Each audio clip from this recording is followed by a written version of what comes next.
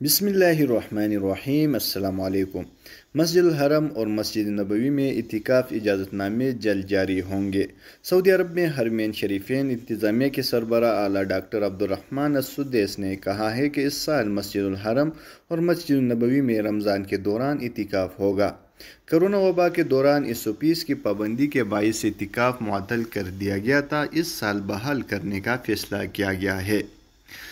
حرمین شریفین انتظامیہ نے بتایا ہے کہ دونوں مقدس مساجد میں اعتکاف مقررہ شرائط و ضوابط کے مطابق ہوگا۔ انتظامیہ اپنے سرکاری ویب سائٹ سے جلد اعتکاف اجازت نامے جاری کرانے کا مواقع فراہم کرے گی۔ ڈاکٹر عبدالرحمن السدیس نے گزشتہ روز کرونا وبا کے بعد زندگی معمول پر آنے پر رمضان کے لیے سب سے بڑے آپریشنل پلان کا اعلان کیا تھا۔ اس سال رمضان میں عمرہ زائرین کی خدمت پر 12,000 کارکنان تعینات ہوں گے۔ خواتین اہلکار بھی اس میں شامل ہے۔ ڈیجیٹل سہولیتیں اور مصنوعی ذہانت کے ذریعے بھی زائرین کی خدمت کی جائے گی۔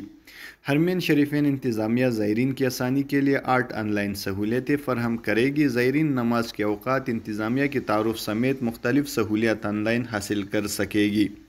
مصنوعی ذہانت سے بھی زائرین کی خدمت کے کام لیا جائے گا۔ سینیٹائزنگ کا کام روبوٹ کریں گے۔ آب زمزم کی تقسیم کا کام بھی روبوٹ سے لیا جائے گا۔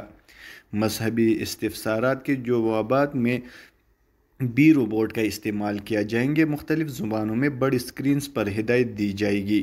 حرمین شریفین کے انتظامیہ کے مطابق عمرہ زائرین کو مسجد الحرام میں آنے جانے کے لیے 3 بڑے دروازے مختص کی گئی ہے۔ زائرین باب ملک عبدالعزیز، باب ملک فہد اور باب السلام سے داخل ہوں گے اور انہیں دروازوں سے نکلیں گے۔ نمازیوں کے لیے 144 دروازے مختص ہیں، جبکہ اجیاد پل، الشبی کا پل اور المرود پل بھی نمازیوں کے لیے خاص ہوں گے۔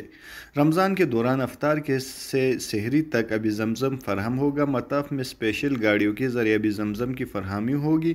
ورکرز آب زمزم تقسیم کریں گے۔ مسجد الحرم میں مختلف مقامات پر زمزم کولرز ہوں گے۔ آب زمزم کی سبیلیں بھی مہیا